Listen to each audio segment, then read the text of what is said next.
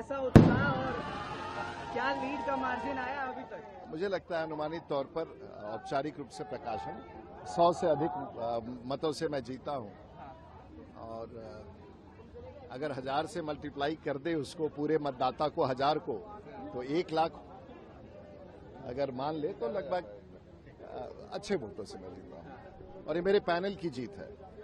और मैं आभार व्यक्त करना चाहूंगा कि सभी पार्टियों के नेताओं ने इसमें भागीदारी ली। इसमें पार्टी का कहीं कोई स्वरूप उभर के नहीं आया और मैं समझता हूं कि जिस प्रकार से चुनाव के परिणाम तो ये एक ऐसे दल की राजनीति से हट करके सभी दलों के, और मेरे पैनल में तो कांग्रेस के भी लोग थे, समाजवादी पार्टी के भी सदस्य थे, टीएमसी के भी सदस्य थे, निर्दलीय भी थे, तो मैं समझता हूं भाजपा के भी थे, कांग्रेस के भी थे, टीडीपी के भी थे।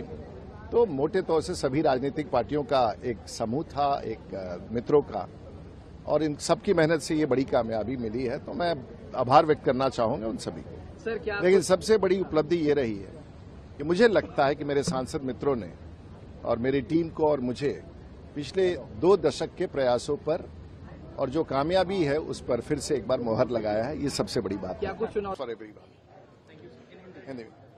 आज 13 तारीख का सुबह है। कल पूरे दिन 12 तारीख को 12 अगस्त को इलेक्शन कॉन्स्टिट्यूशन क्लब का चुनाव चलता रहा।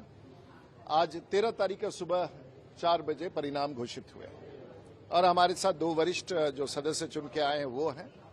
तो मैं सिर्फ आपको परिणाम बताना चाहूंगा कि जो मुख्य पद था जिस पर चुनाव हो रहा था वो सचिव प्रशासन का था और मुझे लगभग 391 वोट मिले और मैं अपने प्रतिद्वंदी मेरे मित्र बाल्यान साहब से मैं 100 वोटों से जीत गया हूं। तो ये एक परिणाम है।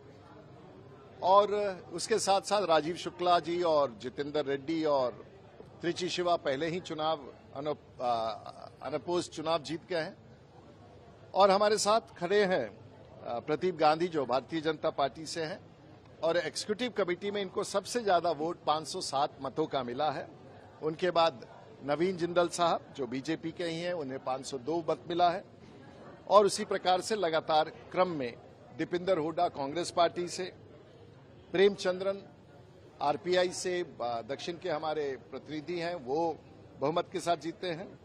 प्रदीप कुमार राज्यसभा से भारतीय जनता पार्टी जसबीर गिल साहब मेरे साथ खड़े हैं कांग्रेस पार्टी से। इसके साथ कलिकेश सिंह देव जो बीजेडी से जीते हैं, आपा राव हमारे शिवसेना से जीते हैं और प्रसून बैनर्जी हमारे टीएमसी के सदस्य जीते हैं। तो पूरे 11 के 11 सदस्य निर्वाचित हुए हैं और मैं समझता हूं कि ये सभी लोग को मेरी तरफ से और क्लब के इस बड़े भागीदारी में आने वाले दिनों में सभी सांसदों की तरफ से बहुत बहुत बधाई। आप खुद मौजूद हैं यहाँ पर, किस तरीके का माहौल, कितने राउंड की काउंटिंग हो चुकी है और क्या कुछ अभी तक चल रहा है? देखिए मैं तो नहीं बता सकता क्योंकि मैं काउंटिंग में अंदर नहीं हूँ कि कितने राउंड की कुछ तो आ रहे होंगे। हाँ, करीब 40% के करीब काउंटिंग हुई है शायद, जो मुझे बताया गया है। क्या चल रहा है, क्या माहौल है? माहौल तो बाद में पता लगेगा, हाँ। रिजल्ट के बाद ही। वोटिंग जिस तरीके से तमाम दिग्गज पहुंचे, हाँ, केंद्रीय गृह ये बड़ी मंत्री, बात। किस तरीके से वोटिंग को देखते हैं इरिस्पेक्टिव ऑफ पार्टी, क्योंकि ये तो बीजेपी बनाम बीजेपी का मुकाबला था लेकिन सभी लोग पहुंचे, सीपीपी चेयरपर्सन सोनिया गांधी जी भी पहुंची और तमाम पहली बार लोगों को पता लगा कॉन्स्टिट्यूशन क्लब नाम की कोई संस्था है और ये सांसदों की, पूर्व सांसदों की संस्था है। इसका एक इतिहास है, इसकी गरिमा है। तो पहली बार पूरे देश को जानने का मौका मिला ऐसी कोई संस्था है।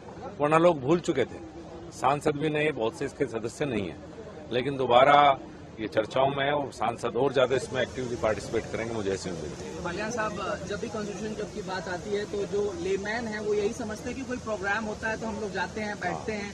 अगर आपके हाथ में इस बार जिम्मेदारी आती है तो क्या रूपरेखा इस बार कॉन्स्टिट्यूशन क्लब की देखने को मिलेगी, कुछ बदलाव देखने को मिलेगा? देखिए इसका एक इतिहास रहा है, यहाँ बड़े बड़े राजनीतिक फैसले भी हुए हैं और अनौपचारिक चर्चाएं बहुत हुई हैं। पार्टी को हम बाहर छोड़ते हैं, पार्टी से अलग हटके हम लोग देश के बारे में किसी बारे में बात करते हैं। बहुत से बड़े आंदोलन की रूपरेखा भी यहीं से निकली है।